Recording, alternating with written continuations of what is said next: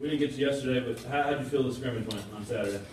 I was pleased with it. You know, as a head coach, you like to see it go back and forth, and that's what it did. You know, you hope that it doesn't just go one way the entire time. I thought the offense started out really good.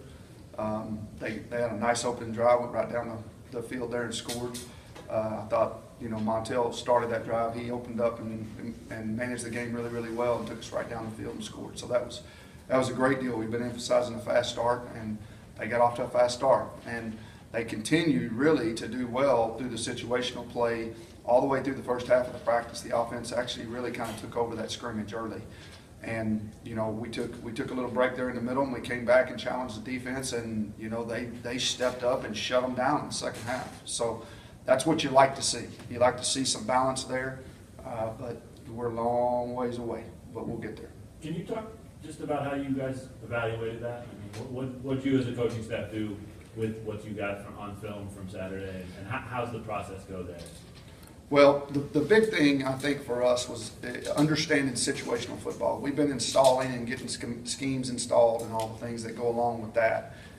Now we got to learn how to play within the situations that are given to us. And Saturday was about that. We've been doing pieces of that as we got in. We approached that scrimmage, but that's how the game's played. You have to play situational football. You have to be a smart team to win this game. And we gave them lots of different situations. You know, we were backed up. We had some coming out where the offense had to get 2 first downs just to get the ball out far enough to punt it in a late in the game situation, not to be backed up in your own end zone. They were able to get it out both times. Conversely, that's not what we want defensively. They weren't able to keep them in there.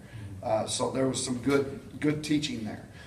You know, we had an overtime period where we talked about how we're going to handle that procedurally when the clock strikes 0 up in quarter number 4, how we're going to focus on quarter number 5.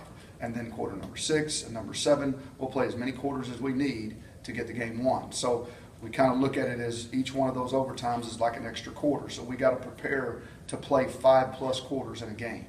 But we have to understand how to handle that. So we're not just walking around like zombies after that clock hits 00. So there's a lot of organization that comes into right there at that point. How are we going to handle it? What information is going to be passed on to you there? What are the rules? We're going to review that again. We're going to talk about the key things that we can't have happen or the things that we got to prevent from happening in that situation, and make sure that everybody's ready to go mentally when we go into it. So that was a great situation. Obviously going in, another goal line set really measures toughness, and can we get a yard when we need a yard even when they got us outnumbered? And can we stop them when we got them outnumbered? You know, who's tough enough to stop them there? You know, we had 2 minutes in there. Which is that is a minding grind deal right there. So we've done a lot of that, and it was good to see it kind of take place in a scrimmage type setting, because once again, you've got to be able to do it on Saturdays on the big field. So that was good. I thought the defense really did well. That was in the second half. They stood up, got some stops. We moved down the field a couple times.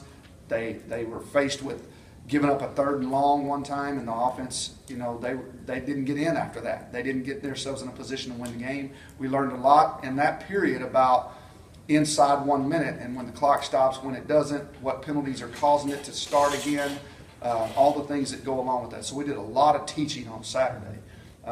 That's just a few of the situations that we went through. But we really did not put the ball down and just play it one time, not even once. The first series was first drive of the game. How do we handle it? Who's going to stop them, and can we score? So very challenging. Everything had an objective. And